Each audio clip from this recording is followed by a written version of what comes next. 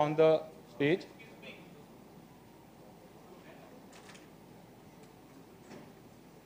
We have our Additional Chief Secretary, Shri Gaurav Gupta sir, on stage.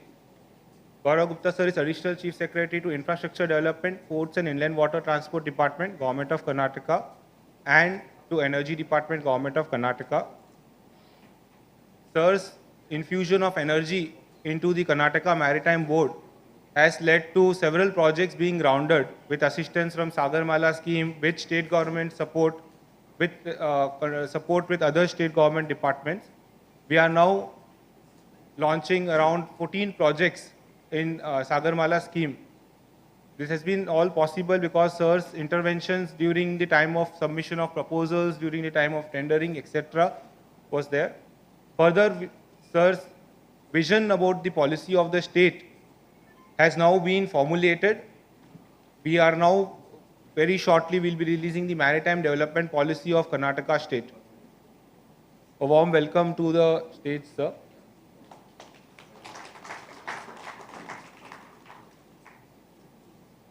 We have our Chief Executive Officer of Karnataka Maritime Board, Shri Jairam Raipura sir, on stage. Raipura sir has taken charge recently, but in the conversations in the last 15 days I have had with this sir, the vision for the state is very promising, and we are planning several activities. We are planning for development of islands. We are planning for getting the dredging done across the state, and these plans will fructify shortly. In this session, we will be going through some of the investable projects which we are brought out, and on across sectors, tourism, fisheries, and maritime. I warmly welcome Jairam Raipura sir on the stage, sir.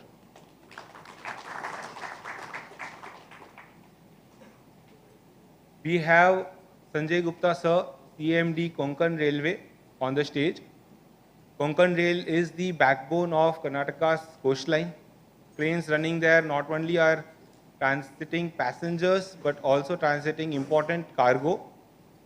Being the backbone, we are heavily reliant on Konkan Rail for train services across our ports, be it NMPA, be it Karwar, be it Old Mangalore.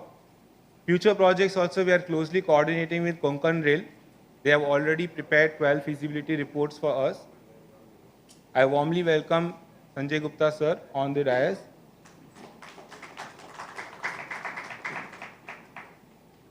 We have 3 partners from industry with us.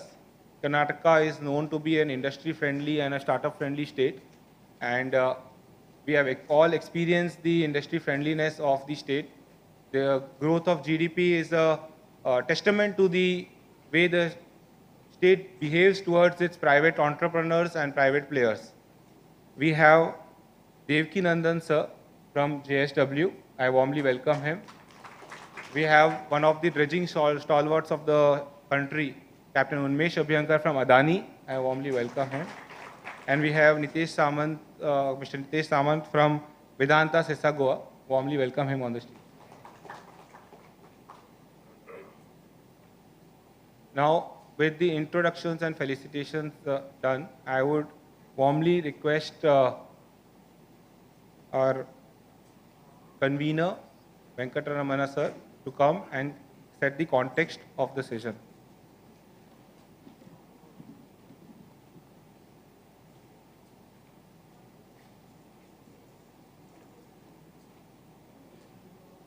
Karnataka ರಾಜ್ಯ ಸರ್ಕಾರ ಮಾನ್ಯ ಸಚಿವರೇ, ಮನ್ಕಾಲ್ ವೈದ್ಯ, ಸ್ವಾಗತ ಸುಸ್ವಾಗತ. Gaurav Gupta ACS, Sanjay Gupta CMD Konkan rail corporation,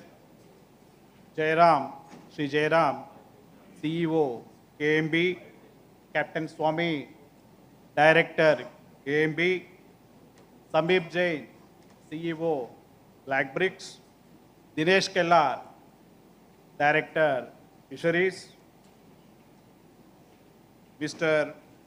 Nitish Samant Logistic Head Sisagova, Umesh Abhyankar Dredging Vertical Adani, and Shri Devaki Nandan, the very important stakeholder of Mangalore Port, who heads the business development cell and M&A of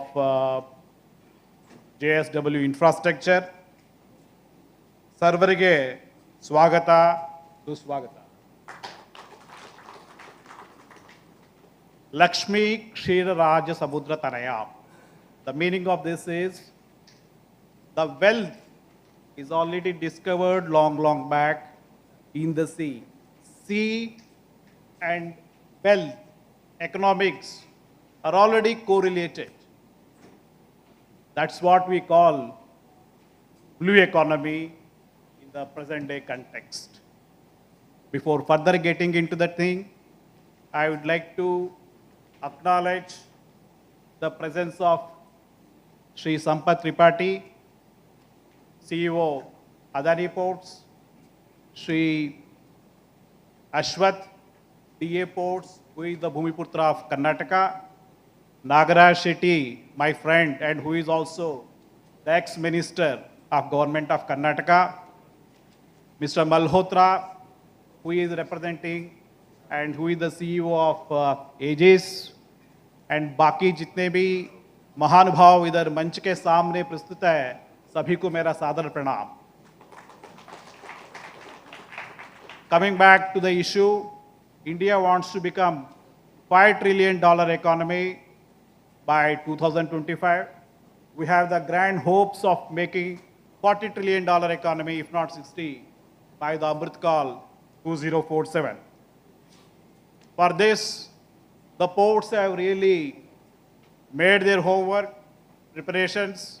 If you see the major ports all over India, their capacity is doubled from almost 800 million metric tons to 1,597 million metric tons. And as far as the non-major ports are concerned, they are also not back. It is almost 1,007 plus million metric tons of capacity they are having.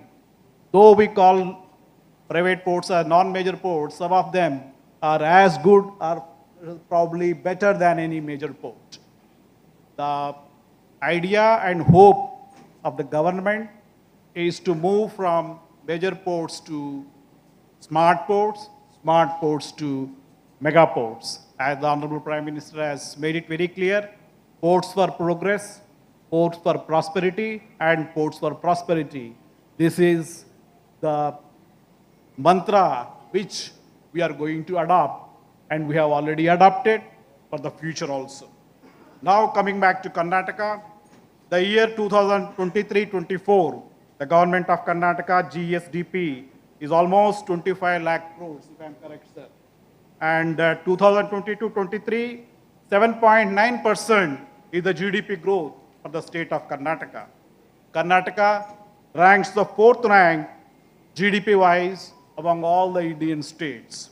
And Karnataka is the only state where they had and they started a very good beginning with a return industrial policy. That's why you can see Karnataka, to start an industry in Karnataka, to do business in Karnataka is very, very comfortable because they have a return rules and regulations and a industrial policy. They have started way ahead when compared to other states. And Karnataka is the Silicon Valley of India, particularly the Bangalore. And non-Bangalore, away from Bangalore also, the industrialization is picking up.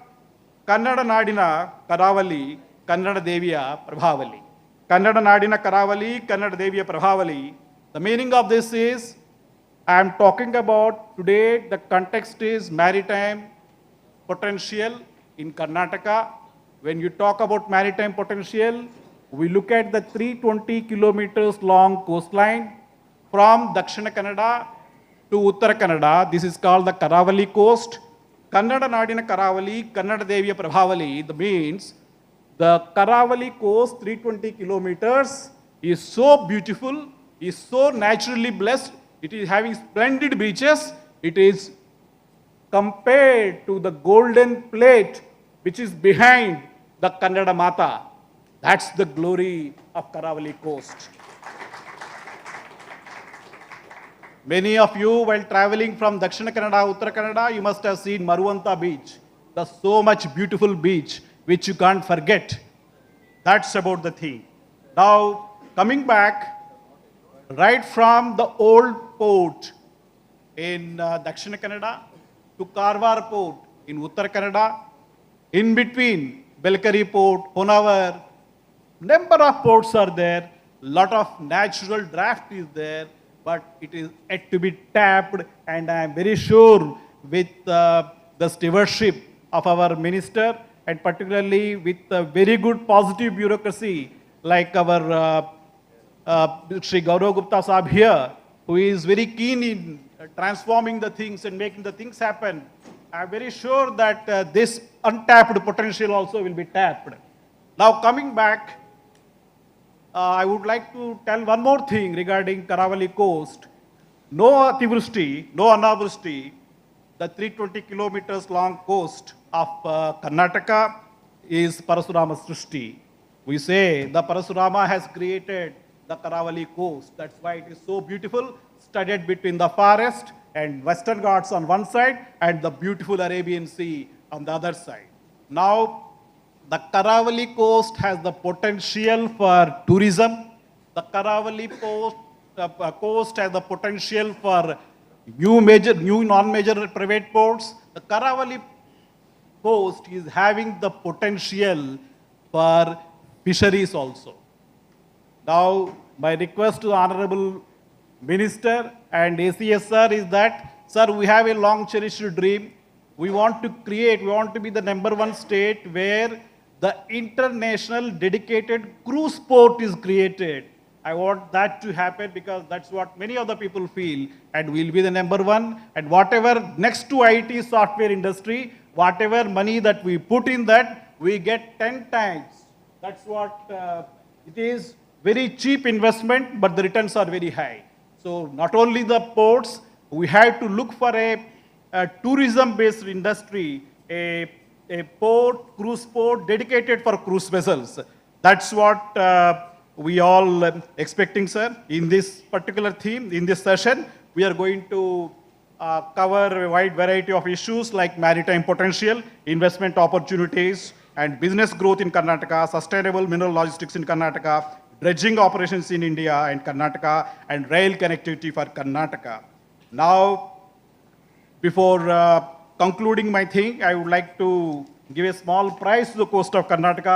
I always see a small smile on Mr. Nagaraj Shetty, who is ex-minister of government of Karnataka, and also our minister Saab is also very happy to see all these things. ಸಾಗರದ ಅಳೆಗೆಲು ತೀರಕ್ಕೆ ಹೋಗುವ ಸಾಗೆ ಸೂರ್ಯೋದಯಕ್ಕೆ ಹಕ್ಕಿಗಳು ಜೋಗುಲವ ಹಾಡುವ ಹಾಗೆ ಸಂಧ್ಯೆ ತಂಗಾಳಿ ಪ್ರಕೃತಿಗೆ ತೊಟ್ಟೆಲು ತೂಗುವ ಹಾಗೆ ಇದು ನಮ್ಮ ಕರಾವಳಿ. The meaning of this is this is describing the beautiful Karavali coast of Karnataka, where there is lot of potential for business, lot of potential for ports, lot of potential of tourism and fisheries. And you have seen state of Karnataka tapping software, state of Karnataka tapping the electronics. Now you will see state of Karnataka pioneering in tourism and ports. Thank you. Jai Hind, Jai Bharat.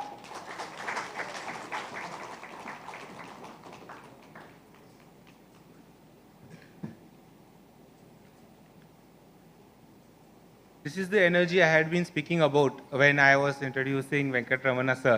And I am sure, sir, under your able guidance and with Minister sir's and Gaurav Gupta sir's support, we will definitely be taking Karnataka to newer heights in maritime and port sector, sir. I now invite our Chief Executive Officer of Karnataka Maritime Board, Sri Jairam Raipura sir, to kindly come over and do the context setting on behalf of Government of Karnataka.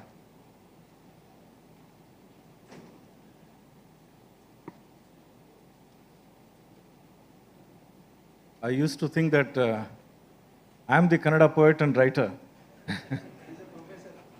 But now I have been proved wrong. Mr. Akkaraj, I didn't expect a marine specialist to be so fluent in Kannada poetry. It's wonderful.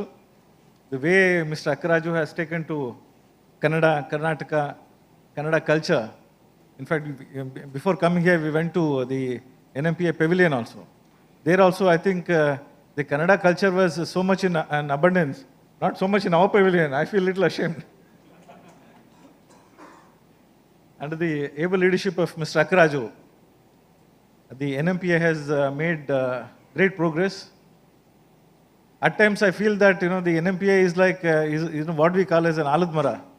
Under the alad mara, no other tree will come. So that has literally been the fact as far as the Karnataka coast is concerned. I'm very happy that Mr. Akkaraju has set a wonderful context to this very meaningful discussion that we're going to have today. Ladies and gentlemen, it's my pleasure to invite Mr. Mankal Vaidya, Minister for Ports and Fisheries, to this August gathering. And he has been our minister for the last 4-5 months, and I'm sure that he'll be there for the remaining 4.5 years. Under his able leadership, we are expecting to have a great growth of the maritime sector in Karnataka. Under his visionary leadership, we have already seen in the last few weeks that what all the things that he wants to do for the Karnataka coast, and how far the Karnataka coast would benefit on account of the visionary leadership of Mr. Mankal Vaidya. We are also delighted to have Mr. Gaurav Gupta. Gaurav Gupta has been an expert not just in the maritime sector, because he has been he's been heading the infrastructure department of Karnataka, but he's also like an equally well versed in the industrial development of Karnataka. So with his very rich and vast experience of last 35 years, the maritime sector as well as all other sectors in the coastal part of Karnataka are going to greatly benefit. We are also extremely happy to have the Konkan Railway Corporation head also, Mr. Gupta, also with us here, as well as the 3 captains of industry from Sesa from Vedanta, as well as from JSW and Adani groups. Ladies and gentlemen, some of the most industrial people in Karnataka are in South India, are in the coastal part of Karnataka. And these people, our people from coastal part of Karnataka, have been successes everywhere across India. Whether you go to Bombay, Pune, or Hyderabad, or any part, or Bangalore, or any part of the country, they have been some of the most enterprising, some of the most industrious, and some of the most successful people in southern India, if not in the whole of India. But somehow, in the last 30-40 years, I feel that we have sort of held them back, but by not providing the infrastructure facilities that they deserve. And one of the most important, the last major infrastructure facility that we created was the Konkan Rail. After the Konkan Rail, I don't think anything major industrial or infrastructure facility has happened in the coastal part of Karnataka. But again, not having provided is no reason for us to sit back. It is all the more reason for us to go back and get invested in the coastal part of Karnataka, because not just the people, any number of opportunities, including industrial activities, infrastructure activity, institutional activity, tourism activity, fisheries activity, even like power generation activity, any number of opportunities are there before us in the coastal part of Karnataka. Now, this is the mandate before the Karnataka Maritime Board. This is the mandate that all of us want to take further. To take this mandate further, now under the able leadership of Mr. Gaurav Gupta, we are in the process of formulating the marine policy, the maritime policy for Karnataka. I'm sure that in the next few weeks, the maritime policy of Karnataka will get the cabinet approval and subsequently the approval of the Assembly of Karnataka Assembly also. With that, we are including almost anything and everything. Our policy itself is like a vision document. With the policy, we want to take the entire coast of Karnataka, starting from Karwar in the north to Mangalore and Ullal in the south. The entire the coastal part of Karnataka, some of the most industrial, some of the most happening places in Karnataka. For that, we have taken sufficient time to complete the drafting of the maritime policy, and that will see the success in the next few weeks. Having said that, we also have about 12 12 minor ports, in addition to Karwar being one of the, what we would like to call it as a major port. We also have some 12 major ports. The development of these 12 major ports is our immediate task. And for the development, before we actually take up the development of the minor ports, we have to provide proper access, both rail and road access to these minor ports. Once we provide a good rail as well as the road access to these minor ports, then we are in a better position to invite private participation in the development of these minor ports into major ports, smart ports, and whatnot. In addition to this, the fisheries has always been a very major activity in Karnataka. But nonetheless, the fishery activity has been what it has been for the last many decades and centuries. We want to bring in a new life to the fisheries activities in Karnataka also, both in terms of providing infrastructure, in terms of jetties, fisheries harbors, or smart landing places, and as well as deep sea fishing. Whatever we can do for deep sea fishing out of Karnataka coast, everything we are committed to providing all the facilities for deep sea fishing. The Karnataka coast has been one of the most beautiful places in India. And any number of rivers and estuaries and deltas are there. And right next to our seashore, you will have the Western Ghats start off. So as such, it's both, the Western Ghats is there, and in less than, at times it is a couple of kilometers, at times it's 25 kilometers of coastal line. So then we have one of the most beautiful places in Karnataka, in India, in the coastal part of Karnataka. It is our responsibility to develop this, but eco-sensitive. With all the eco-sensitiveness, it is our responsibility to develop these places into great tourism spots also. That mandate is also there with Karnataka government.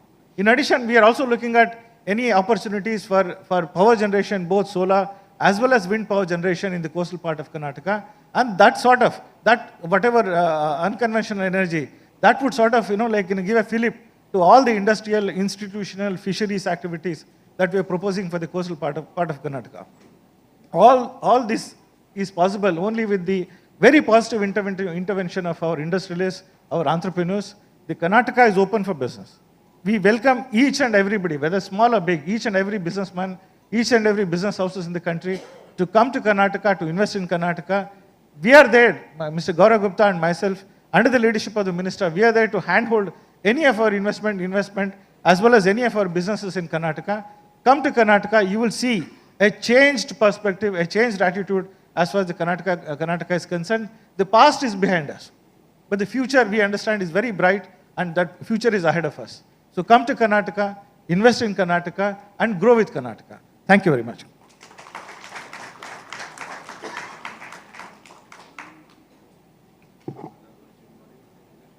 So, I needn't speak enough. The invitation has already been set. The entire session has been curated in a manner that the invitations are set by senior officials, and then subsequently, as we go along the session, we will be presenting investable projects which will attract and probably entice investors to come and visit our, and we also invite, after this session, please come and visit our pavilion at Hangar D, and we will be able to explain these projects in much larger detail. I now invite our Honorable Minister Shri Mankal Vaidya sir on the dais to give a special address as session chair.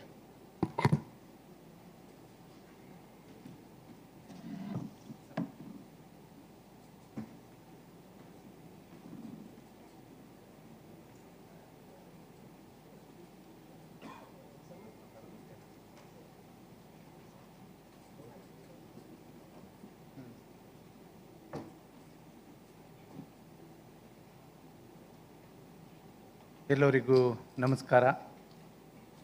ವೇದಿಕೆ ಮೇಲೆ ಉಪಸ್ಥಿತರಿರುವ ಎಲ್ಲ ಗಣ್ಯರೇ,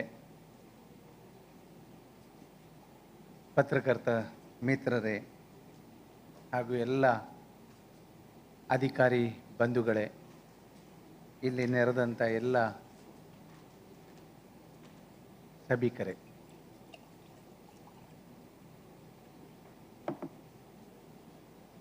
ಎಲ್ಲ ವಿಷಯದ ಬಗ್ಗೆ ಈಗಾಗಲೇ ಮಾತಾಡಿದ್ದಾರೆ.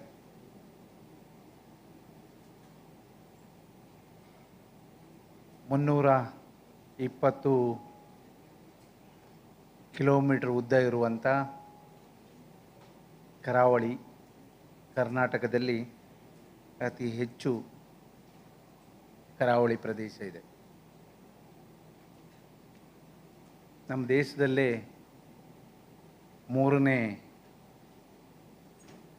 ಅತಿ ದೊಡ್ಡ ಕರಾವಳಿ ಪ್ರದೇಶ ಇರುವಂಥದ್ದು.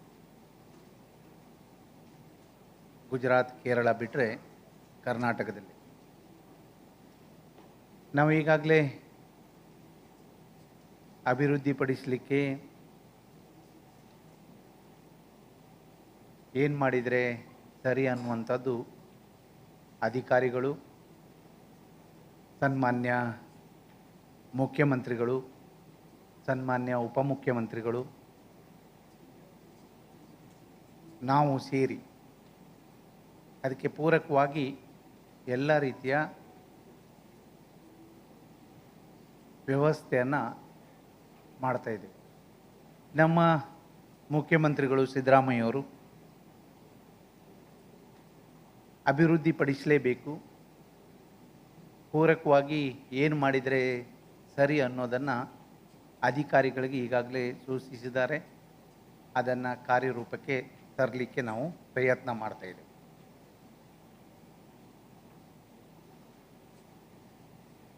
ಒಂದು ಕಡೆ ಅತಿ ಹೆಚ್ಚು ಮೀನುಗಾರಿಕೆ, ಇನ್ನೊಂದು ಕಡೆ ಪೋರ್ಟ್. ಅದರ ಮಧ್ಯದಲ್ಲಿ ಟೂರಿಸಂ ಬೆಳಿಲೇಬೇಕು. ಅದಕ್ಕೆ ಸಾಕಷ್ಟು ಒಳ್ಳೊಳ್ಳೆ ಸಮುದ್ರ ತೀರ ಹೇಗಿದೆ, ಅದರ ಜೊತೆಯಲ್ಲಿ ನದಿಗಳು, ಶರಾವತಿ ಇರ್ಬೋದು, ಕಾಳಿ ಇರ್ಬೋದು, ಅಘನಾಶಿನಿ ಇರ್ಬೋದು, ಆ ಕಡೆ ದಕ್ಷಿಣ ಕನ್ನಡಕ್ಕೆ ಹೋದರೆ ನೇತ್ರಾವತಿ ಇರ್ಬೋದು,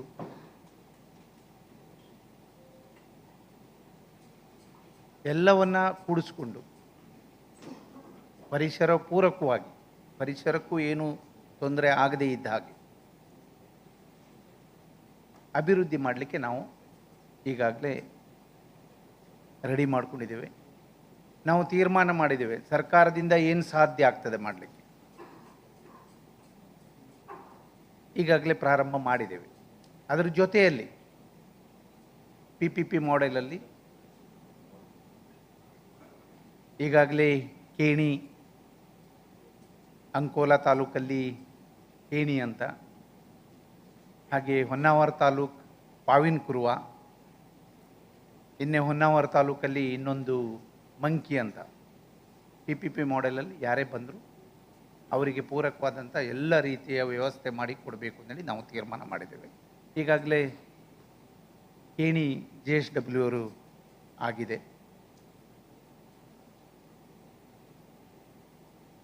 ಮತ್ತೆ 2 ಇನ್ನೂ ಬಾಕಿ ಇದೆ, ಮತ್ತೆ ಮಾಡಲಿಕ್ಕೂ ಅವಕಾಶ ಇದೆ. ನಾವು ಅವಕಾಶ ಮಾಡಿಕೊಡ್ತೇವೆ. ಉದ್ದೇಶ ಇಷ್ಟೇ, ಕರಾವಳಿ ಅಭಿವೃದ್ಧಿ ಆಗಬೇಕು, ನಿರುದ್ಯೋಗಿಗಳಿಗೆ ಉದ್ಯೋಗ ಸಿಗಬೇಕು, ಸರ್ಕಾರಕ್ಕೂ ಆದಾಯ ಬರಬೇಕು.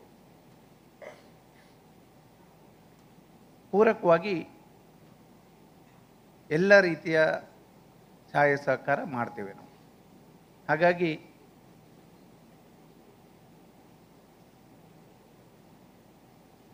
ಹೇಳಿದ್ರು ಮಾತಾಡುವಾಗ ವೆಂಕಟರಮಣ, ಭಾಳ ನಮಗೂ ಅಷ್ಟು ಚೆನ್ನಾಗಿ ಕನ್ನಡ ಮಾತಾಡಲಿಕ್ಕೆ ಸಾಧ್ಯ ಆಗಲಿಕ್ಕಿಲ್ಲ. ಅಷ್ಟು ಅದ್ಭುತವಾಗಿ ಕನ್ನಡದಲ್ಲಿ ಮಾತಾಡಿದ್ದಷ್ಟೇ ಅಲ್ಲ, ಕವಿನೂ ಆದರು ಅವರು.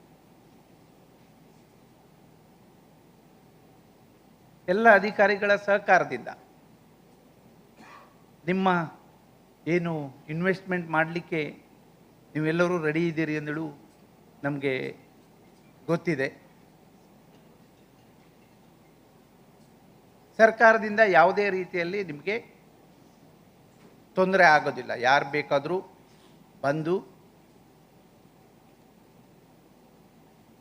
ಕರಾವಳಿಯಲ್ಲಿ ನೀವು ಪ್ರವಾಸೋದ್ಯಮ ಬೆಳೆಸ್ಬೋದು, ಅಥವಾ ಪ್ರೈವೇಟ್ ಪೋರ್ಟ್ ಮಾಡ್ಬೋದು. ಫಿಶರೀಸ್ ಇರಲೇಬೇಕು, ಅವರಿಗೆ ಪೂರಕವಾಗಿ ಎಲ್ಲ ರೀತಿಯಿಂದನೂ ಸಹಾಯ ಸಹಕಾರ ಆಗ್ತಾ ಇದೆ. ಅವರಿಗೂ ತೊಂದರೆ ಆಗಬಾರ್ದು. ಆ ರೀತಿಯಲ್ಲಿ ಅಭಿವೃದ್ಧಿ ಮಾಡಲಿಕ್ಕೆ ನಾವು ರೆಡಿ ಇದ್ದೇವೆ. ಇಂಥ ಒಂದು ಅದ್ಭುತವಾದಂಥ ಕಾರ್ಯಕ್ರಮ ಮಾಡಿದ್ದು ಧನ್ಯವಾದ, ನಮಗೆಲ್ಲರಿಗೂ ಧನ್ಯವಾದವನ್ನು ಹೇಳಿ,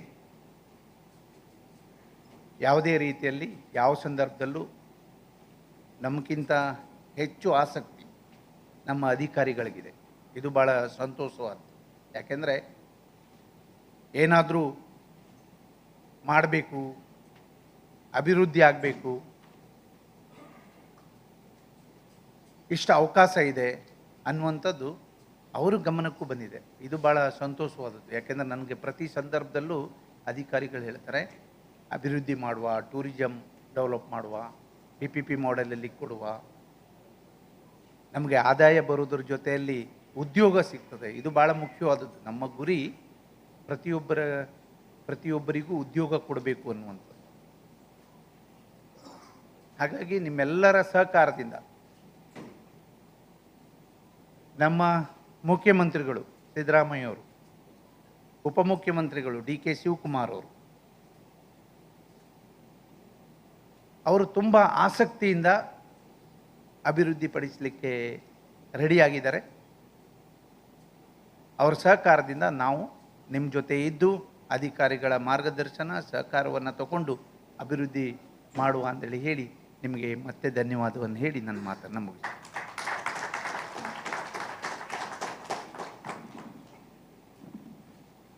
Thank you, sir.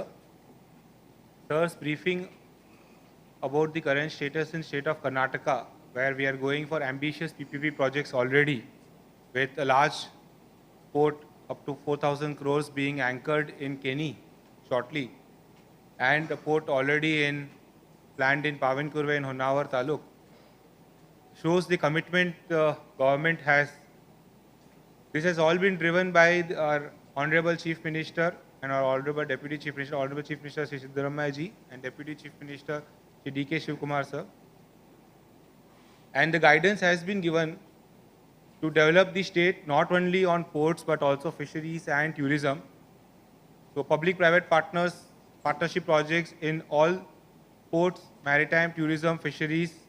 Sir's vision is that whatever the vision has been, guidance has been given by Honorable CM sir and Honorable Deputy CM sir, that will be taken forward. And we are all working as a team to execute this along with our private partners. In order to show the beautiful landscape and the investable opportunities of Karnataka coastline, we have prepared a short promotional video of the coastline. We would request the IT to please put up the video.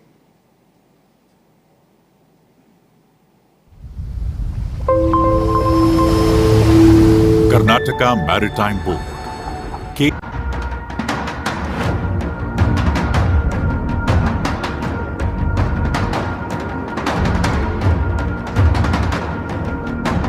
Maritime infrastructure in Karnataka.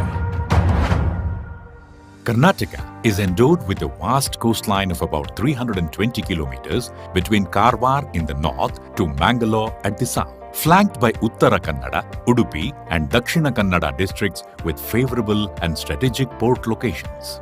The entire coastal belt, as well as the adjacent districts, are rich with minerals and natural resources and offer good scope for industrial development. Infrastructure development, ports and inland water transport department, Government of Karnataka, through its nodal agency, the Karnataka Maritime Board, KMB, is committed to provide suitable social infra and facilitate creation of smart port cities by maintaining and developing the 13 non-major ports of the state. KMB plays the role of an administrator, controller and regulator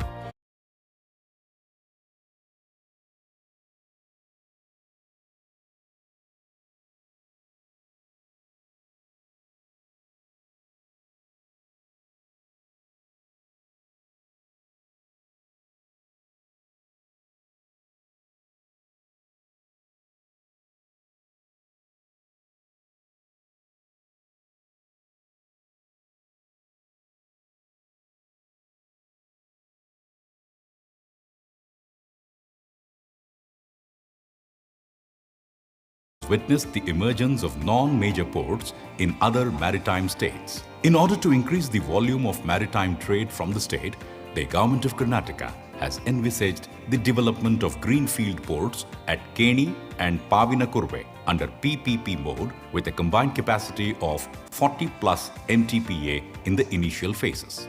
Development of a deep water all-weather greenfield port at Keni, Ankola Taluk, Uttara Kannada district with a capacity of 30 MTPA in the first phase is underway. The port will be a state-of-the-art greenfield port and one of the biggest ports along the western coast of India with the capability of handling Panamax-sized vessels. The capacity of the port would later be increased to 57 MTPA in subsequent phases. It is envisaged to handle coal, iron ore, limestone, steel products, agro-fertilizer and container cargo. The all-weather deep-water greenfield port has also been envisaged at Pavinakurve, Uttara Kannada district with the capacity increasing from 5 MTPA in phase 1 to 14 MTPA in phase 2.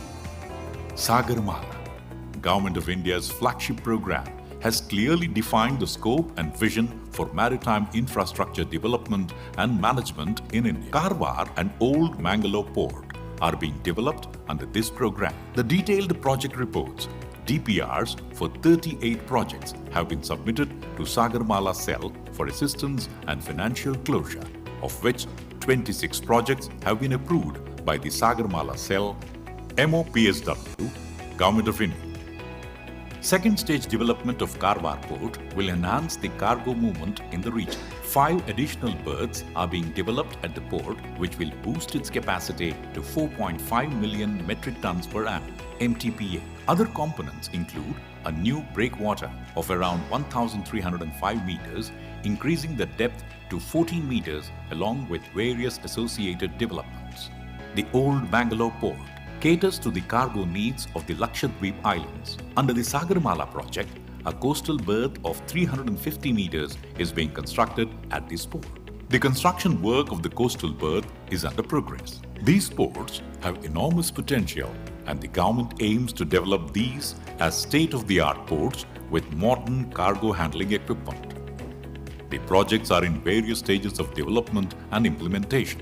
Further, container handling at Karwar Port is going to commence soon on PPP model. The container operations at Karwar is poised to transform the landscape of Karnataka's container market by opening the western coastal gateway of India through northern Karnataka.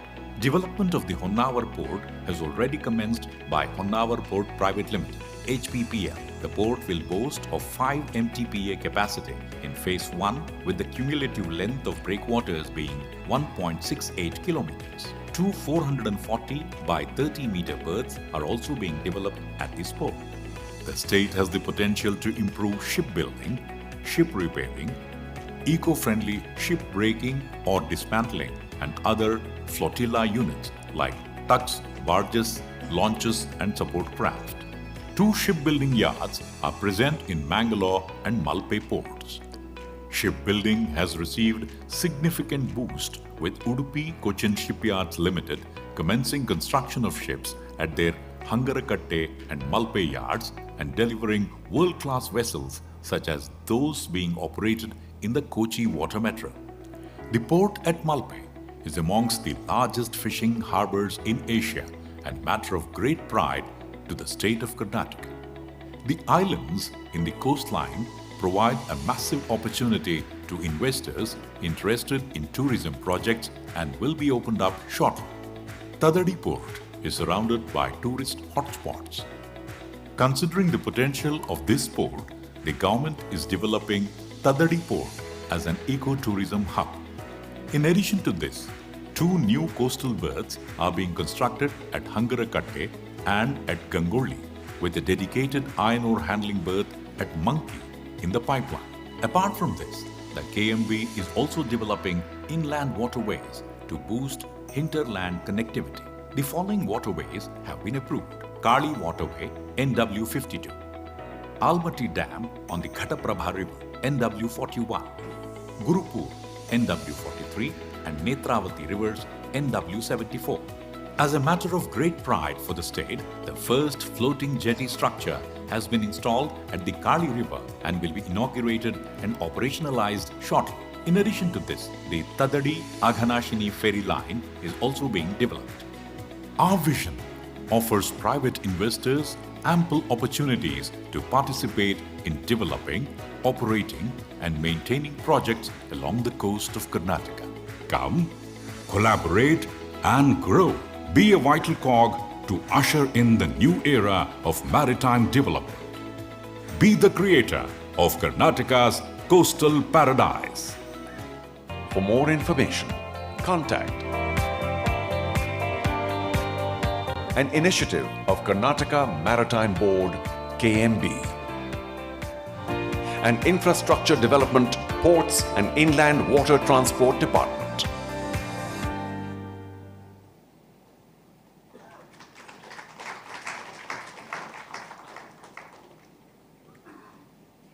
I now invite Shri Gaurav Gupta sir, Additional Chief Secretary, Government of Karnataka, to speak on maritime potential in state of Karnataka.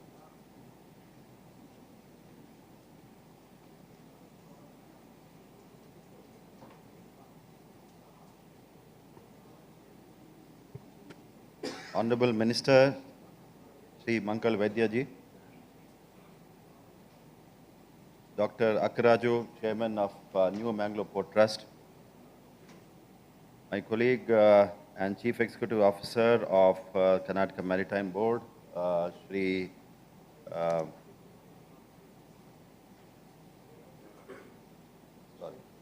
Jairam Raipura, my good friend, but I think I was missed his name immediately, and also the CMD, Mr. Sanjay Gupta of the Konkan Railway. We have three illustrious colleagues from the industry, from JSW, from Adani, from and Vedant Sesa, and we are all very delighted to have them also on our dais today. In this Global Maritime India Summit, for those of you who are knowledgeable and aware about Karnataka, Tamgelrugo Sadara Swagata. For those of you who are not comfortable with Kannada, welcome to Karnataka, welcome to the Karavali coast of Karnataka. And the speakers before me have already spoken about the richness of the Karnataka coast, Karavali coast of Karnataka. And since we are in the Bollywood town or city, those of you who are film buffs should have seen a movie called Kantara. And if you have not seen, please see. It was one of the most popular movies of 2022. And that shows the rich culture of the place of Dakshin Kannada and different rituals, the kind of life and the spirit among the people, etc. Karnataka is well known and Karavali coast of Karnataka is well known.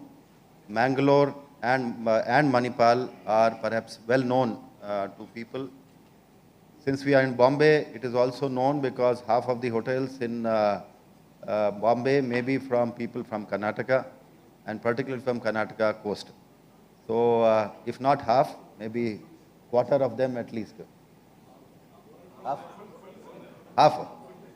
Yella nimde. Okay, fine.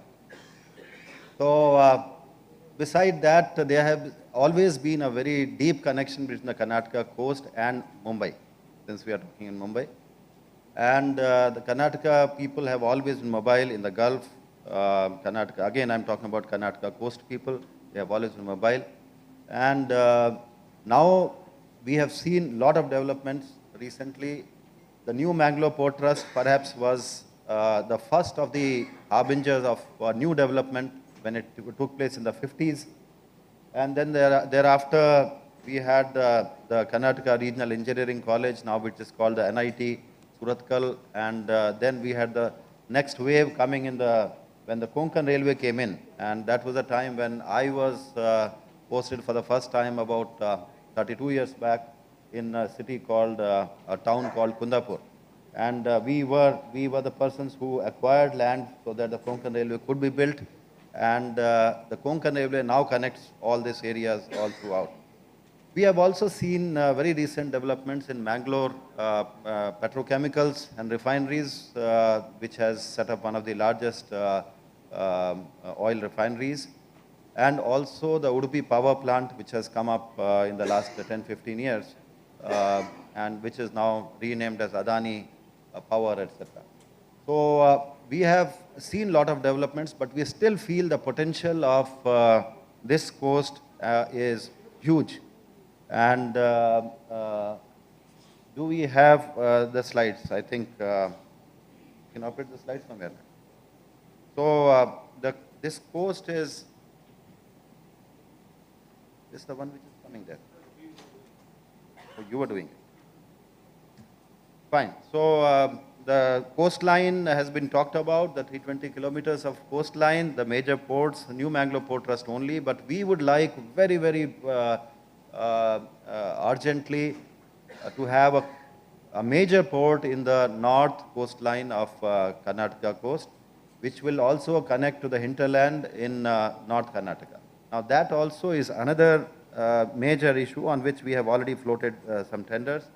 We also have number of minor ports. The minor ports are being developed under Bharatmala. Number of projects have been taken up, and we would like not only the ports to have the cargo handling, but also issues relating to fisheries harbors, tourism-related issues, etc. So we feel and believe that these issues will connect the hinterland, and also we are in the very active kind of pursuance of a project called the Hubli-Ankola railway line. Hubli-Ankola railway line will again connect the JSW, which is which is the largest steel plant in India, to the coast. Right now, we have port connectivity issues which are being addressed through the Hubli-Ankola railway line, which is being pursued. And we also would like to have a number of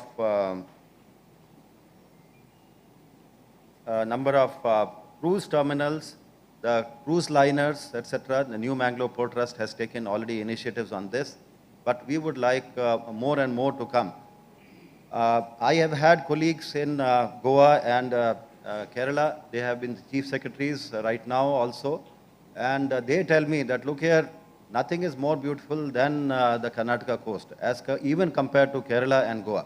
But unfortunately, we have not been able to access it, and unfortunately, the connectivity has been poor, and that's what we need to do. We are also talking about Karwar as an airport, which is coming up. We have a major naval base, and connected to that, we'll have an airport shortly coming up. So all of this is going to improve the connectivity of these places.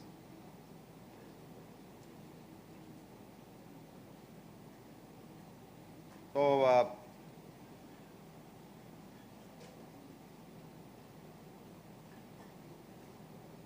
yeah, so these are the 10 projects which have been identified. The 10 projects have already been posed for public-private partnership and investments. Pavan Kurve, Greenfield Port.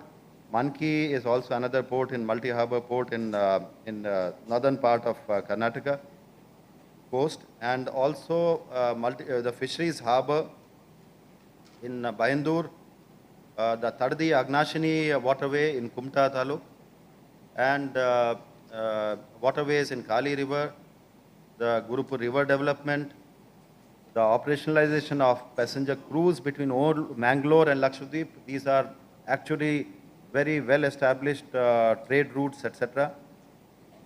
Fisheries harbor in Majali. The Majali is again close to Karwar. And then Gurupur River Islands, mega seafood park, etc. And also number of marina facilities, etc. So these number of these will come up with the assistance from Government of India through the Sagarmala project, but also number of them require public-private partnership, and for that we are open. We are, as mentioned, I think we are also taking up the maritime development policy, This policy will lay down the principles of engaging the investors and also what kind of support mechanisms and incentive structures we will have. So these are likely to come up. So these are the kind of opportunities which have been listed. I have talked about some of them, so I will not go through them again, but there are plenty full of opportunities available for which we invite investments from all of you. Honorable Minister, sir, the industry leaders, our colleagues in the service have all been trying to impress you with what is there. We have a clear-cut, well-thought-out plan, and we would like to have you as potential investors to our beautiful coastal area. Thank you.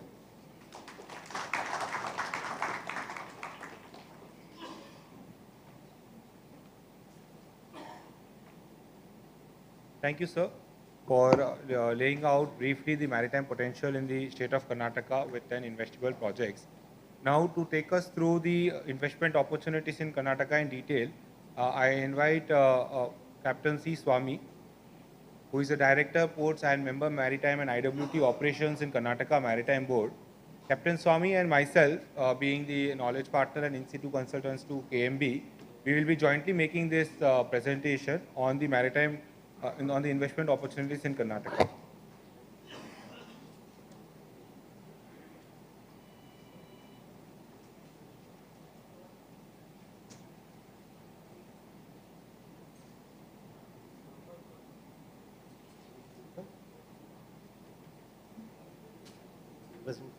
Good morning, sir. Ellargu namaste.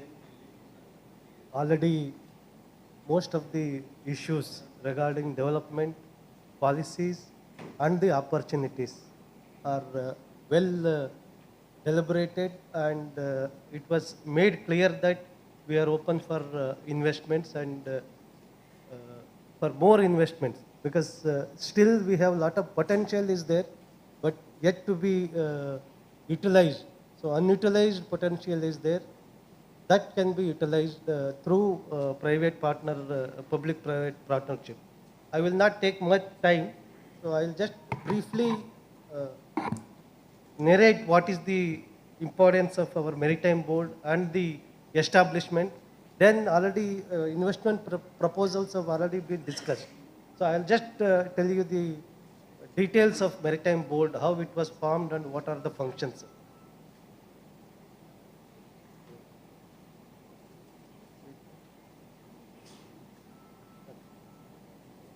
So our maritime board was established in 2018 March. After that, the broad functions of the board is to initiate and develop plans and frame guidelines for development of port sector, and to promote and improvement of ports, non-major ports, and to provide and maintain, regulate and operate the ports, to carry out sea protection works along the coast of Karnataka, and to construct and maintain fishing harbors along the coast of Karnataka, and to frame and modify and approve as required the scale of rate, that is the schedule of rates, and also to regulate and operate the ferries across the state of Karnataka. Now, for this, we have already made one blueprint, that is Karnataka Maritime Perspective Plan, where holistically everything is laid down in this plan, including ports, fisheries and the tourism. It is the holistic development of our coastal state, and we have notified land allotment policy also, because before there was no clear-cut guidelines as to regarding the land allotment guidelines. Now we have already published land allotment guidelines for shipping activities, and also we have floated RFPs for development of greenfield ports, that is under Keni and Pawan Kurve. Keni is on the advanced stage, so another maybe 1 or 2 months it will be materialized, and Pawan Kurve is again we will go for RFP, and then construction of that, preparing a feasibility report for Keni Monkey port also is underway, sir. And we have revised the Maritime Board Act, nominating chairman as our Honorable CM only, Chief Minister. That shows our commitments towards development of port sector in Karnataka, sir. And we have also notified the scale of rates in 2022 June. And we have prepared draft Maritime Board policy where has already been informed. So all the concerns of all the industry experts and players have been consulted through PwC, and it is a very comprehensive policy where open scope for development and also private investments. Now, regarding the opportunities, Mr. Samif Jain will brief. Thank you, sir. I have been working with sir for past 3 years very closely, and what we have managed to put on ground, or at least will come on ground, is visible on this slide. There are 5 projects which are in very advanced, or already running or very advanced stage. We have PPP Kenny, which already was discussed. We have container logistics at Karwar Port, wherein we have a private partner. We have already initiated boat shipbuilding at Hangarkatte and Malpe with Udupi Cochin Shipyards Limited. Hanover Port is being constructed as we speak, and shipbuilding yard is being renovated at Old Mangalore Port. This shows our commitment towards private players. This shows already works are going on. And all these projects are large scale. Kenny is 4,000 plus crores. We have a container potential of 83,000 TEUs at our Karwar port. The vessels which are being manufactured by Udupin Cochin Shipyards Limited are now running at Water Metro, Kochi Water Metro. And we have around 125 crores being invested in Old Mangalore by Chogle Group. So projects are taking shape now. We are now moved on to the next set of projects, which are these 10 investable projects, which Gaurav Gupta sir had already briefed about. I'll just quickly take you through these projects.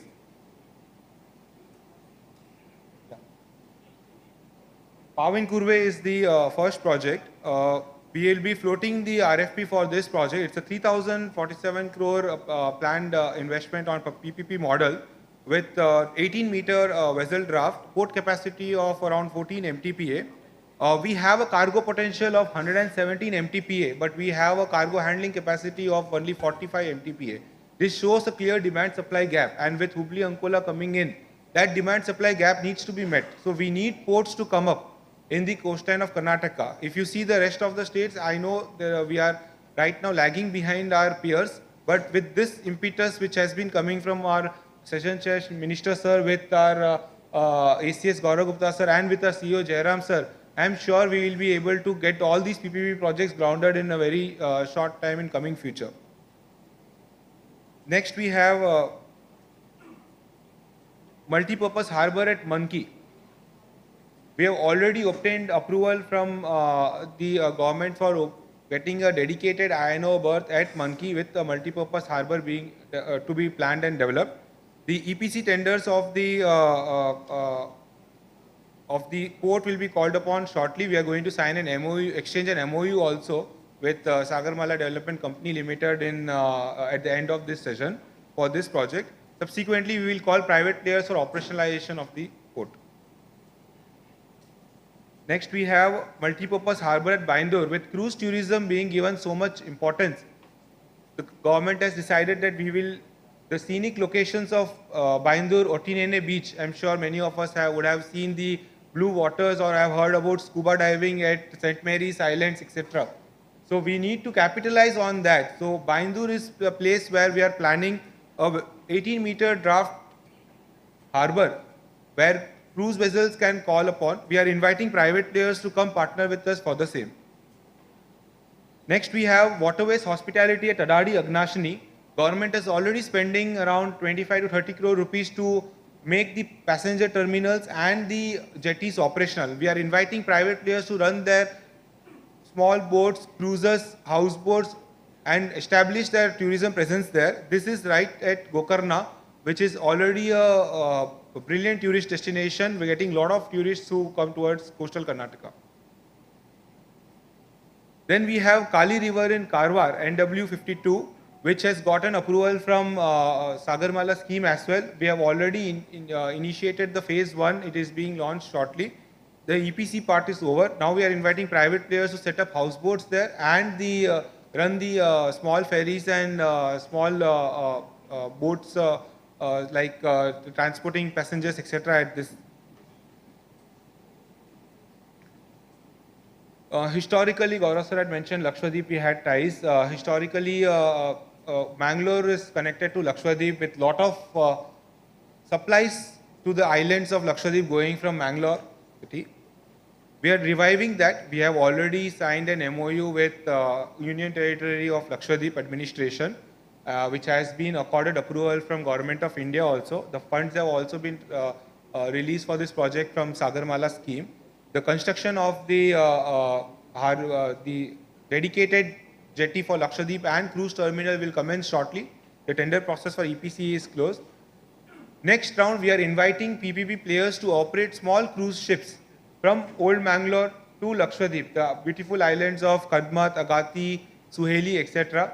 With Taj Group setting up a 200 rooms resort in Suheli and UT administration running 240 room resorts in Lakshadweep. This is a brilliant opportunity for private investors to purchase cruise ships because water tourism is the next thing which will be going ahead, and Karnataka coast is known for investors in tourism.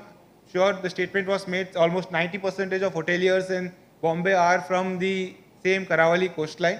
So we are inviting people to consider this project very seriously and get the ships operationalized. At the same time, islands, our Honorable Minister Sir had a vision that islands of the state needs to be developed. So all islands, we are making an island master plan. 3 islands are ripe and ready for development.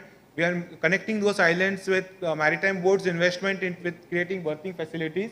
So we request private players who want to set up banqueting facilities, let's say it's right next to Mangalore coastline, banqueting facilities or small eco-friendly tree huts. Considering the environment, we need to consider the environment in these sensitive projects. So we are requesting investors to come forward for this project. These are the 10 projects. That takes me to the end of this presentation. We will be inviting Shri Dinesh Sir, who is Director of Fisheries, Government of Karnataka, who will be taking over the remaining 3 fisheries related projects. I think it will be ideal if it comes from Director Sir, being from fisheries domain. Sir has recently launched under Minister Sir's guidance an ambitious project called Matsya Vahini, and which is getting a lot of acceptance in the state of Karnataka with 150 vehicles launched.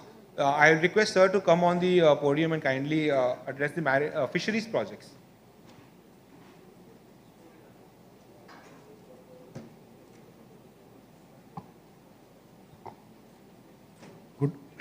Good morning all.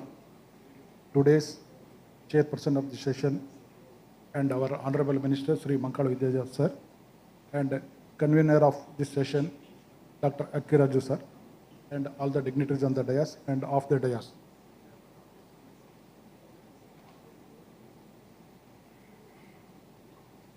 So ಈಗಾಗಲೇ ನಮ್ಮ doctor ಅಕ್ಕಿರಾಜ್ ಅವರು ಹೇಳಿದ ಮೇಲೆ ನಾನು ಒಂದು ಸೆಂಟೆನ್ಸನ್ನು ಕನ್ನಡದಲ್ಲಿ ಹೇಳಬೇಕಂತ ಇಚ್ಛೆ ಪಡ್ತೀನಿ. ನಮಗೆಲ್ಲ ಗೊತ್ತಿದೆ ಲಾಸ್ಟ್ ಸ್ಪೀಕರ್ದು ಎಷ್ಟು ಕಷ್ಟ ಅಂತಂದೇಳಿ. ವಿಷ್ಣುವಿನ ದಶಾವತಾರಗಳಲ್ಲಿ ಮತ್ಸ್ಯಾವತಾರ ಮೊದಲನೇದು, ಆದರೆ ನನಗೆ ಕೊನೆಗೆ ಸಿಕ್ಕಿದೆ ಈ ಒಂದು ಫಿಶರೀಸ್ ಬಗ್ಗೆ ಮಾತಾಡಲಿಕ್ಕೆ. So it means to say that among 10 avatars, Matsyavatara is the first, means fish avatar is the first avatar of Vishnu. Ladies and gentlemen, I am Dinesh Kumar, Director of Fisheries, Government of Karnataka. So I am just going through the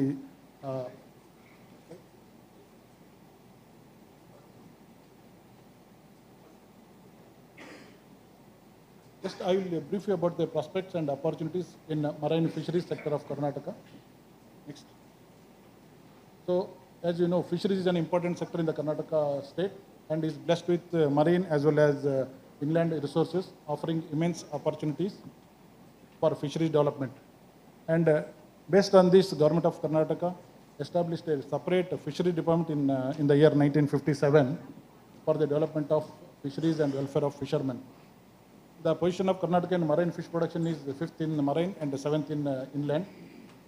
The sector is making valuable contributions to the economic development of the state and has all the potentials to provide livelihood and nutritional security. The contribution of the sector to state agriculture GDP is around 4%, and to gross SGDP is about 0.7%. So if you go through these two graphs, will speaks about the fisheries. It's the emerging sector and it shows increasing trend. So if you compare our production in 18-19, it is around 5.87 lakhs tons. Now in the year 22-23, it is 1.22 million metric ton.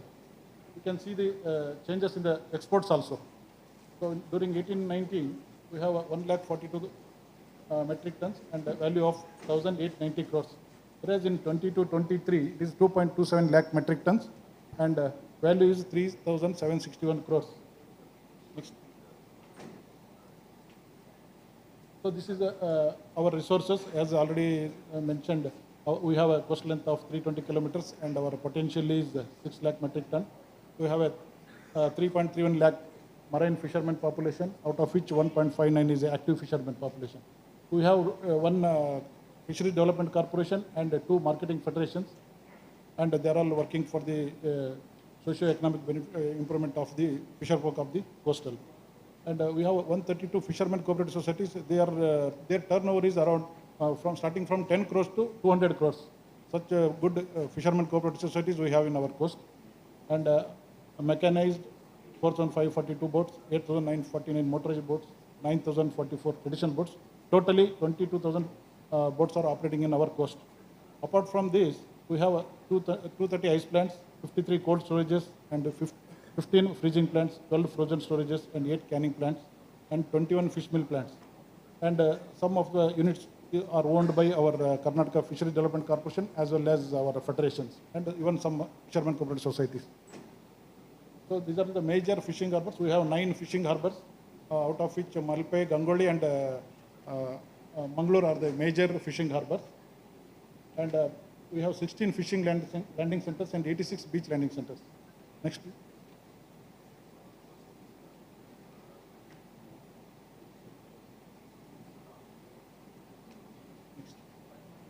So these are all the new projects which are going to come in the Karnataka coast. One is, as already Gaurav Gupta sir mentioned, that is Majali harbor fishing harbor in Karwar, and we are planning to establish a mega seafood park near Baindur, and also we have a College of Fisheries at Mangalore that also needs to be modernized. So this is regarding Baindur Seafood Park. This is very near to our highway, 2 kilometers from NH66, and the railway station is very near. It's approximately 2 kilometers, and Mangalore International Airport is 122 kilometers, and NMPT is 130 kilometers away. So we have 52 acres land is available, and it is in the name of Department of Fisheries, and the tentative cost is around 100 crores, 200 crores. So expression of interest for the PPP shall be floated very shortly. So those who are interested to invest in this mega seafood park are welcome to Karnataka.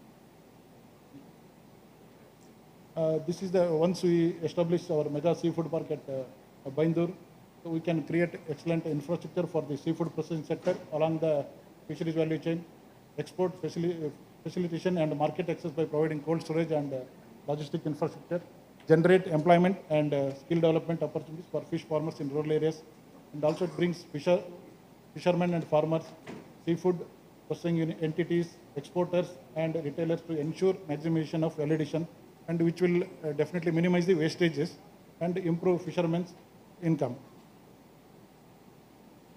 So Government of Karnataka has announced one more project in its 23-24 budget, that is the doubling of storage capacity in the state of Karnataka. So we are implementing this through PPP model. At present we have 54 cold storages and 54 processing plants, and they are all under private sector only. So state is expected to produce about 14 lakh metric tons in the year 24-25, and out of which 8 lakhs will be consumed. So remaining, if you consider the need to store 20% of the total production fish produced, the capacity required for storage would be at least 2 lakh tons. The existing cold storage, which what we have 54, will accommodate only 1.08 lakh tons of fish. So therefore 57 cold storages with a capacity of 3,000 metric tons are required to store the remaining 1.32 lakh metric ton of fish produced. So So hereby we are going to implement this project with a public-private partnership. And land will be available with the Department of Fisheries and Karnataka Fisheries Development Corporation, and also with the collaboration with the other state departments, we are going to provide the land. This is the Majali Harbour. Already speakers before me have mentioned about Majali Fish Harbour. So we are with 275 crores of investment we are bringing under Pradhan Mantri Matsya Sampada Yojana. So we have waterside facilities such as landing, idle berthing, outfitting and boat building yards, and shoreside facilities such as auction hall, ice plants, fish drying yards, net mending sets, fish gear storage sets, fish cleaning units can be, you can bring and you can construct all these. So upcoming fisheries, fishing harbour projects proposed in Karnataka. One is Hejmadi Fishing Harbour is almost complete. 75% of the work is already completed. One more Kulai Fishing Harbour is coming up and work is under progress, and the implementation agency is our NMPT. Apart from this, we are also modernizing 3 major harbours, Malpe, Mangaluru, Gangoli, at the cost of 79 crores. And the government of Karnataka also announced for easy navigation and for other purposes, fishing vessels as well as commercial vessels, maintains dredging of fishing harbours at regular intervals.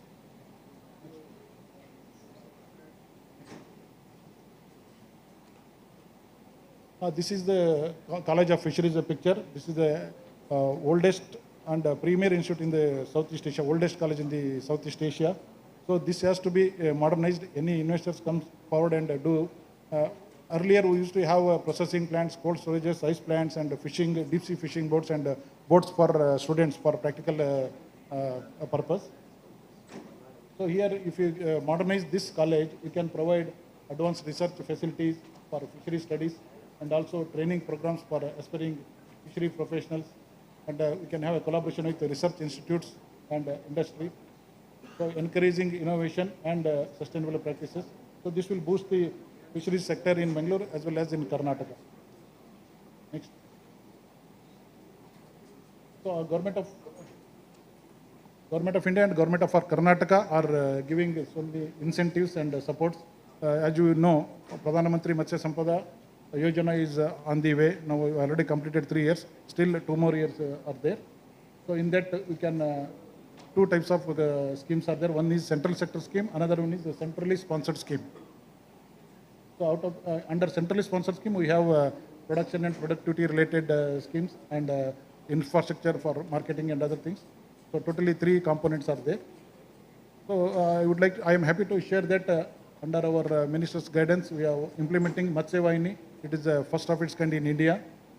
We are providing e-electric e-vehicles for reaching the Bangalore people.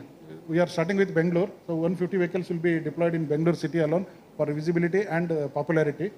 So once this is done, all Bangalore people will get fresh fish at their door. So apart from this, these are the achievements of our department, what we have done in last 3-4 years. We have, under marine fisheries, we have already supported 17 deep sea fishing vessels, 59 new FRP boats, and 33 new ice plants have come up, 94 insulated trucks, 92 3-wheelers and 291 2-wheelers, 51 fish kiosks, 3 validated enterprises have come up in Karnataka, 17 live fish vending centers. We are also helping fishermen by providing state sales tax exempted diesel to the mechanized boats, and we are dredging of fishing harbours is on the way. And I am happy to inform you that recently Karnataka state has got a best marine state award from the Government of India. Recently the function held at Daman, and we received a prize of 10 lakhs. And with this, again, investors, they can come to Karnataka coast and invest, and definitely will not go with the profit. This is what from my side. Thank you.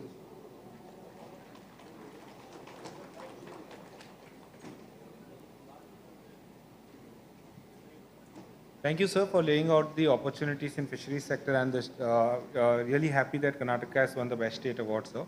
Now I'll invite Devki sir, who is the head of mergers and acquisitions and business development at JSW Infrastructure. Sir is an experienced professional with a proven track record in M&A, private equity, financial accounting, and legal matters. We share an same alma mater, IIM Ahmedabad. So I'll request sir to come and let us know about doing business in Karnataka, sir.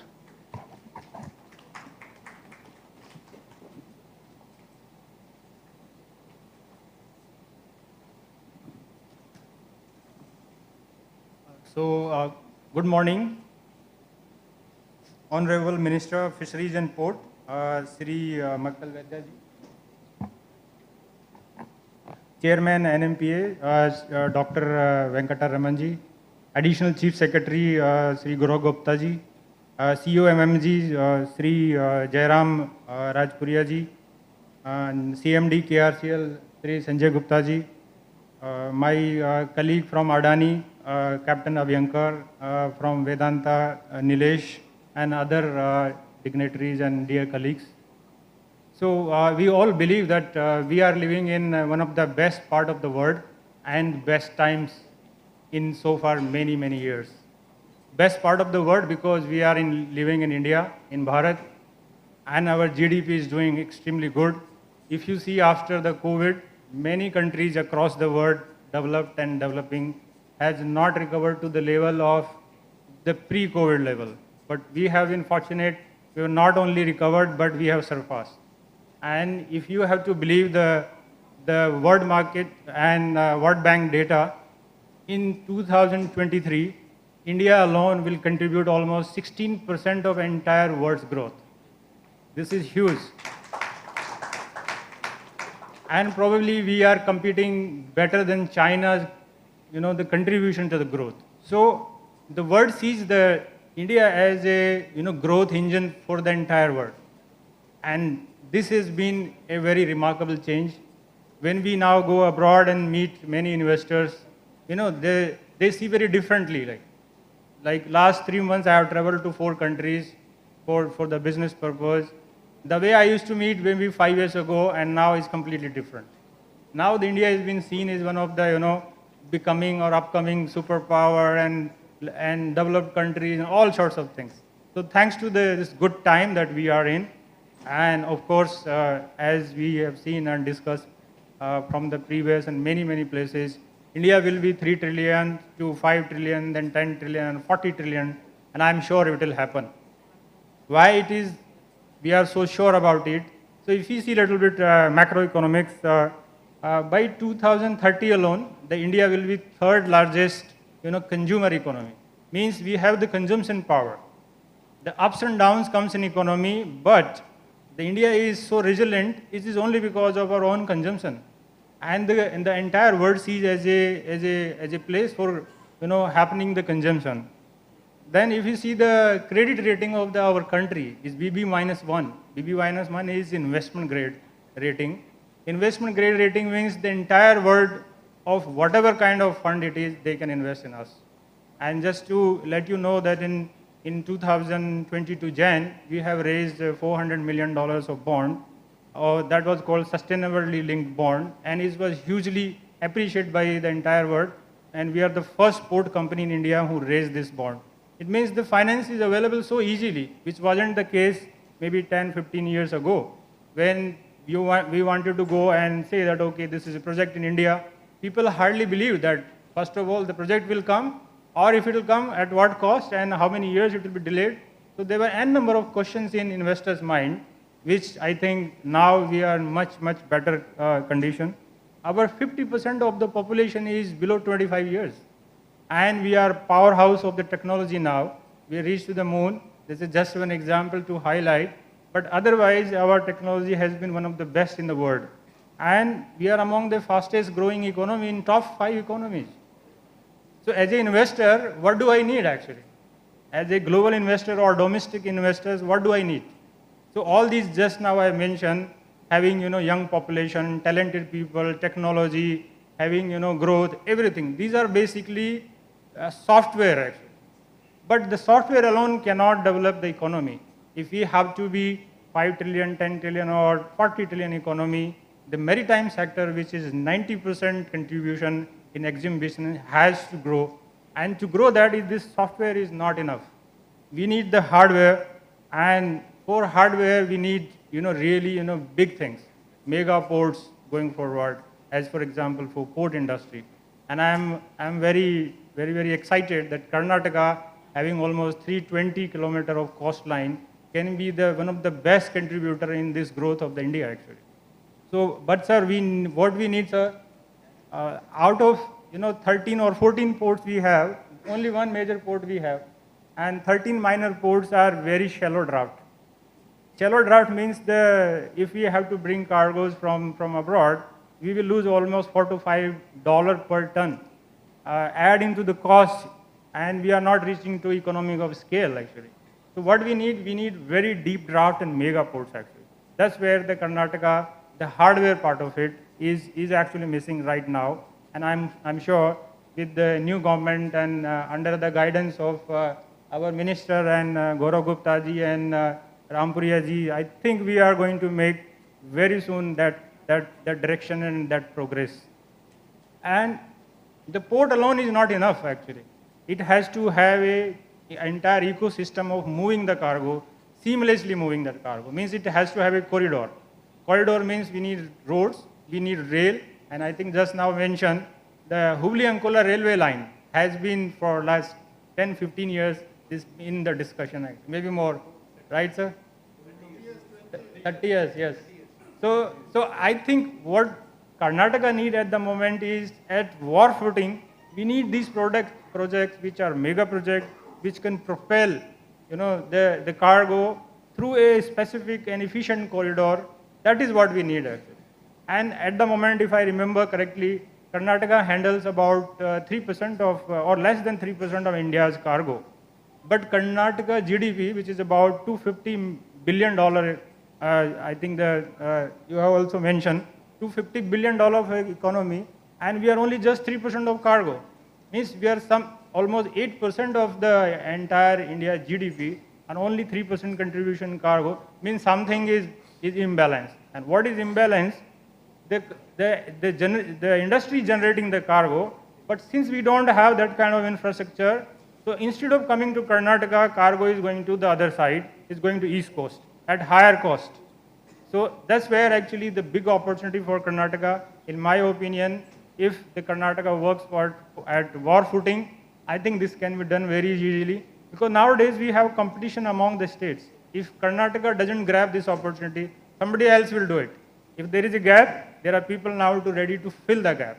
So hence we have to do it at very fast. And of course then Ghat section is there. Then it requires tunnels. So those projects are there for many years. That need to be done. And it has a very large hinterland, Karnataka, like Bellary just now has been mentioned here. Then we have biotech, sugar, cement, semiconductor, cashew and coffee industries, large coffee industry, fisheries, and these requires seamless transportation system which need to be developed. And I'm happy to know that I have worked for AP Muller Musk Group, and I was head of Asia for Southeast Asia for the port and investment, and I have worked in many countries in Asia and Europe as well. And I see that India is one of the best, out of my own experience of so many years, best fit to make the investment at this place actually.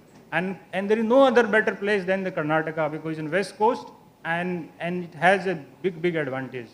So I'm sure that with the the guidance of our minister and the team, it will be certainly be propelling like from 3%. I'm expecting at least it will reach to 7-8% of our entire India's cargo, and that will give even a big push to the GDP. And we operate as a JSW 2 terminals in Karnataka at NMPA. So from bottom of my heart, I wanted to say thanks to Chairman Sahab, Deputy Chairman, FSCO, IC, and many other colleagues who has really, in my opinion, we work in 6 major ports, and Karnataka NMPA is one of the most efficient and best team we have.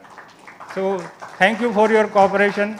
Thank you for all the support, and we wish that we will be continue having this support and guidance from you going forward also. Thank you very much.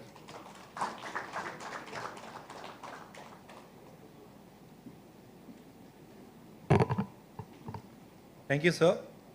With with participation from JSW Infrastructure, we'll definitely get the hardware also sorted out. I'll now invite Shri Nitesh Samant sir. He is the Chief of Logistics and Strategy at Vedanta Sesa Goa, and he has 29 years of shipbuilding experience, ship repair, shipping, logistics, etc. So, Nitesh sir, kind request to come on the stage.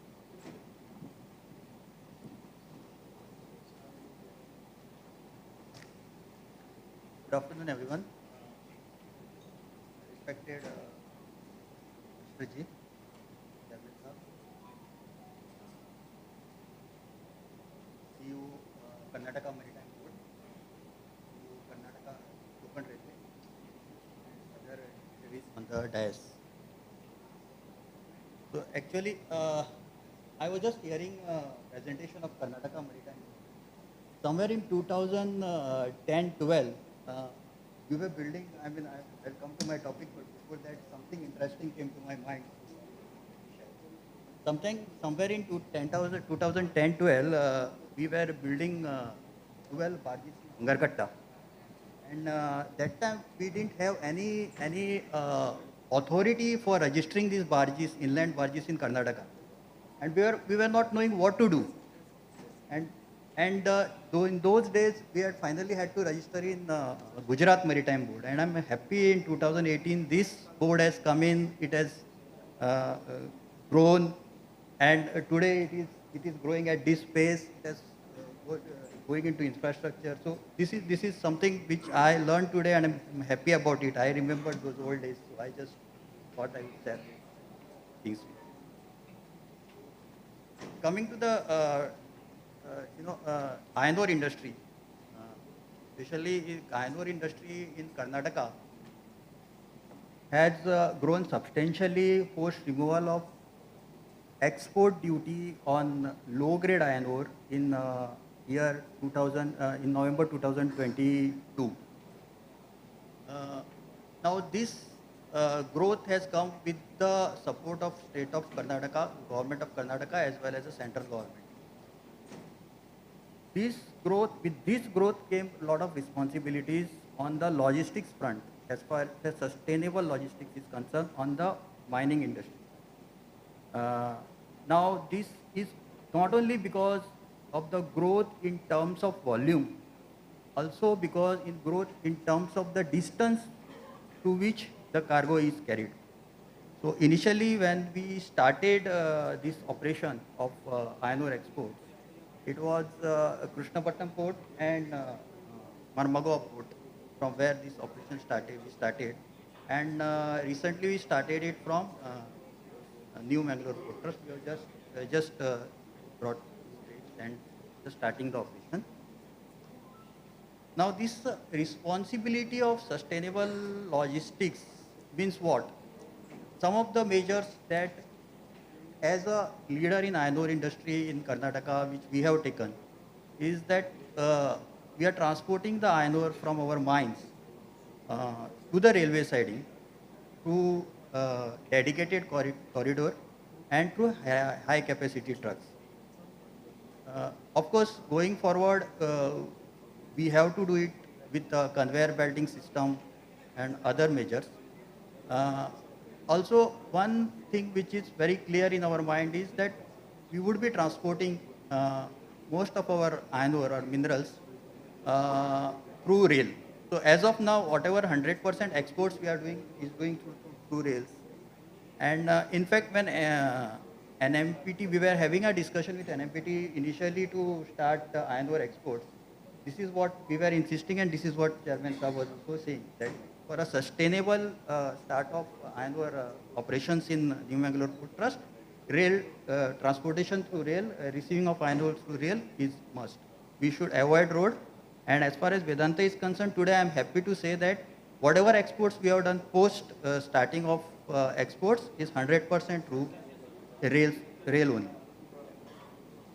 Third important thing which we have been doing is that it's not just about putting the cargo in the rake and moving the cargo.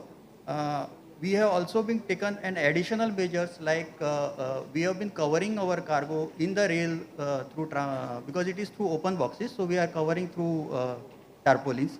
I think this is something which is required because otherwise there will be a lot of dust coming in the way. And we are also sealing the wagon doors with the sealants, wagon sealants. So these things, and then at the port and jetties, of course, we are doing whatever measures ports are taking, they are taking. We are covering our port cargo on the port and jetties with the tarpaulins. And one commitment for which Vedanta is always there, it is our primary motto, and we have also communicated to all the ports, whether it is Marmagao Port Trust or NFPT, that we always like to send our cargo to Cape Vessels. The reason being, other than economical reason being the Cape vessels, as per Baltic Exchange report published recently, creates a pollution half that of Supra vessel, as far as seas. And I am very happy that both the ports have accepted this. NPA, of course, Marmagao Port, we are already doing anchorage operations through our transshipper. And NMPA has accepted our request, and they also recently removed a trade notice. And shortly, we would be starting that operations in New Mangalore Port. So this is the thing which we are looking at. Now, in all these objectives, of course, I told how NMPA has supported us. Railways also has supported us, because railways never, encourage putting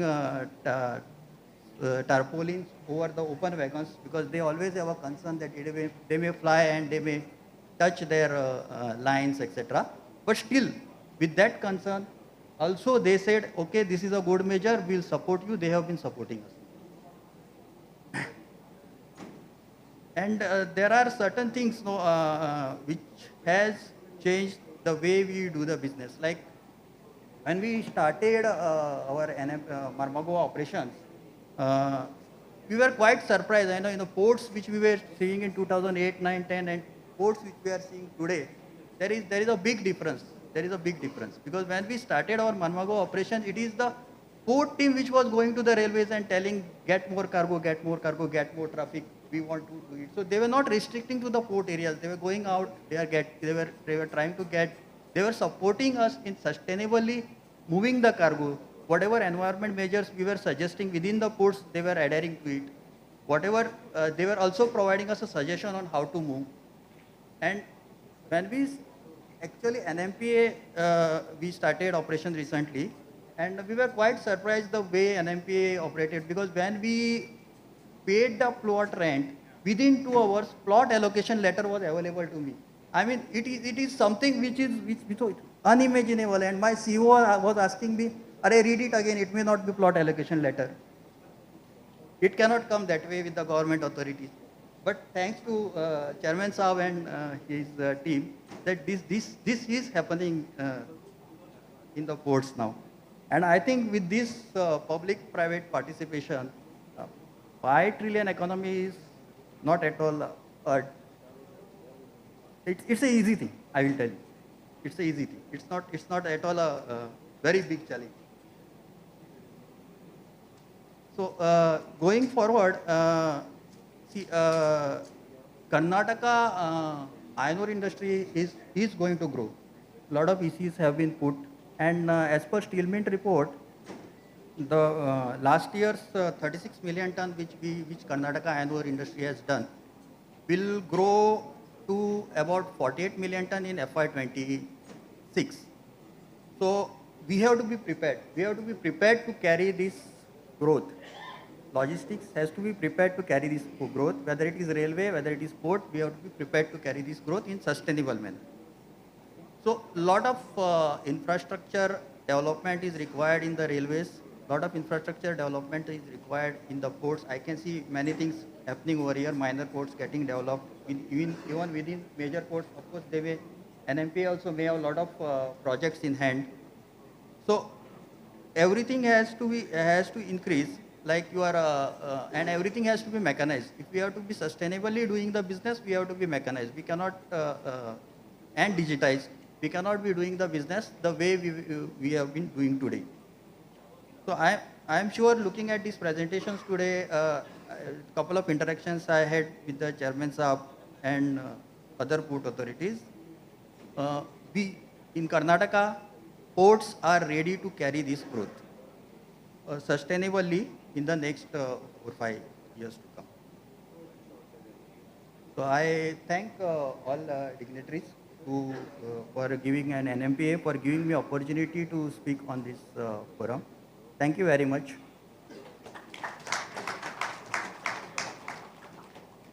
Thank you, Nitesh sir. Now we have, may I invite on dais Captain Unmesh Abhyankar. He is the Chief Executive Officer of Adani Ports SEZ's dredging business to speak about the dredging landscape in the country, considering that especially dredging is a bit of a challenge in the coastline of Karnataka. Sir. Good afternoon, everybody.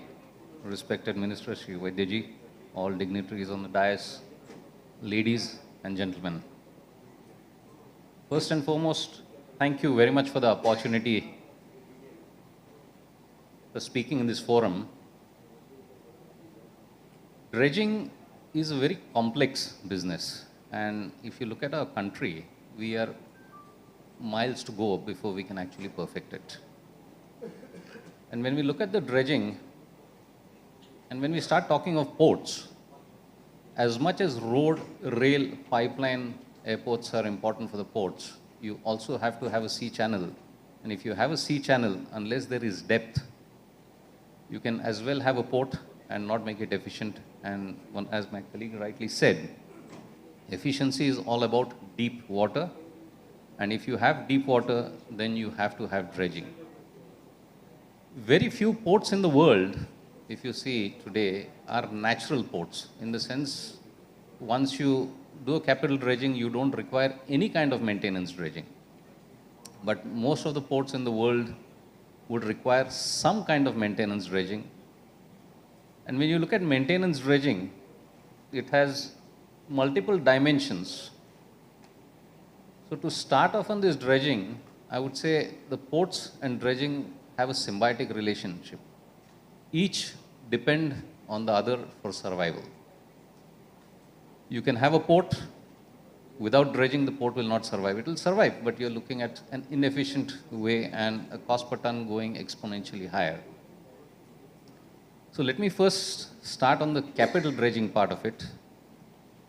Capital dredging has been around, and as Adani Dredging, we have been operating in that vertical for nearly 14 years. So compared to the maintenance dredging, that is a much easier animal to tackle.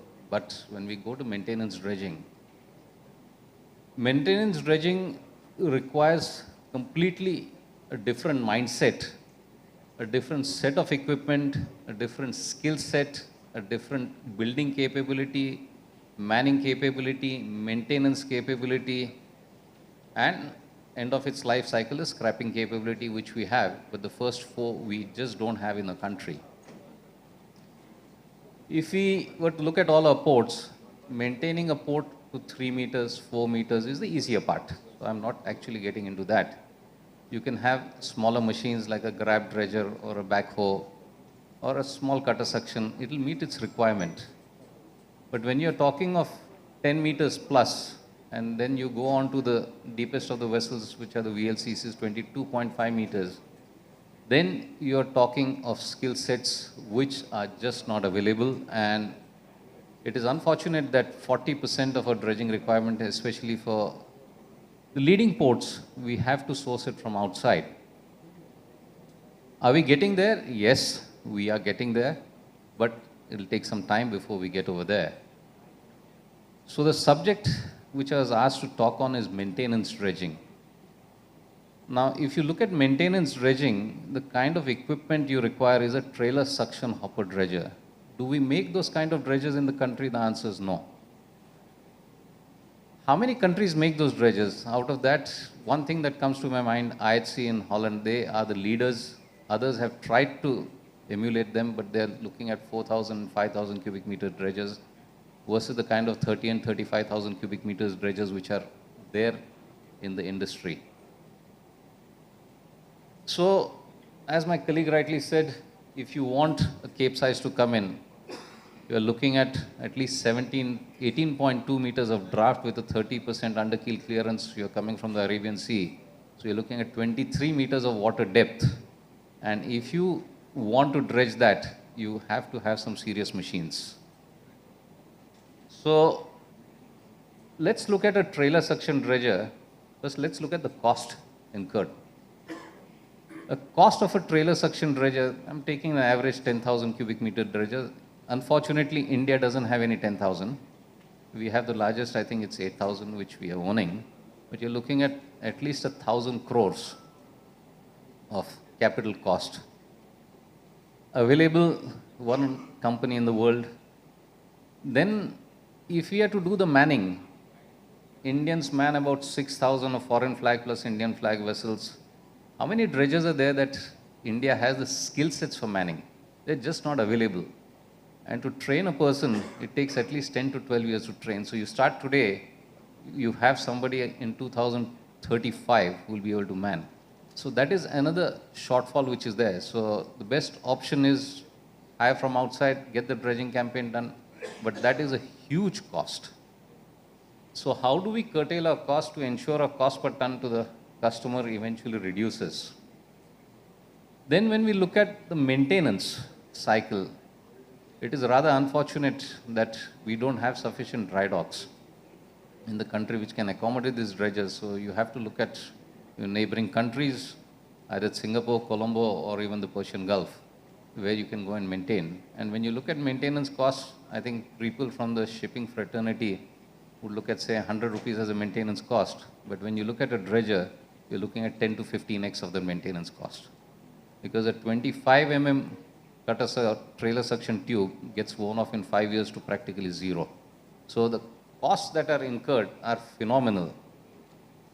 So what actually happens is we have taken the easier route out. Instead of investing, get somebody from outside, do the campaign and move, but that is an expensive affair. If we have to develop, and the ports in Karnataka or many of the ports in the country, unless we talk of 18.2 meters of depth, the cost per ton efficiencies are just not going to be there. And if they're not going to be there, we will also be incurring heavier cost. And we keep on talking of a logistics cost being extremely high at 13 to 14% of the GDP. This is one contributor. How do we get it down is a long way. Though we have started, DCI has been there for many years, but it should have kept the thing going, which it is. Others have to come up, and we have to expect that dredging, like when we have a fire brigade in the port, we don't want to use it. We look at an ambulance, we don't want to use it because we feel everybody has to be safe. It's better we don't. But dredging is one kind of equipment where whether you want it or not, you have to use it. If we have to use it, we have to pay for it. If we have to pay for it, it has to come from outside. And we have to accept that as a cost. And if we want deep ports, maintenance, dredging, there is no alternative. And when we say no alternative, the kind of machines you require are completely different. The kind of skill sets that you require are completely different. And let me tell you one thing. Dredging by an experienced crew and machine versus dredging by an inexperienced, you can have double the cost. And when I look at the numbers, we do a lot of internal dredging for all our ports, Adani ports. And when I look at the numbers that we have inside versus when I go outside and get them, skill versus unskilled, they double the cost. Eventually, who pays? It's us as customers. And if we have to avoid that, let us get it in.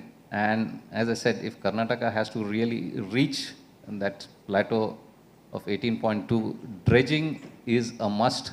If you're looking at mega ports or even a non-mega port, you have to have a deep water port. If you have to have a deep water port, dredging is a must.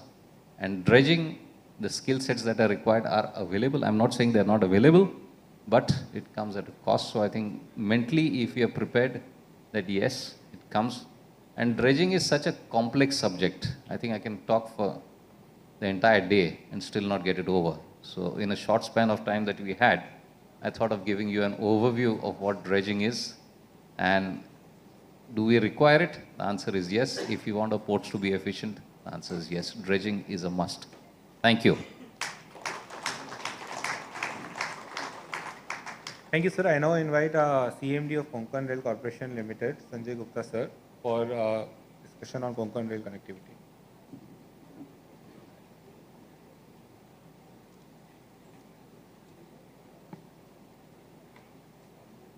Namaskar.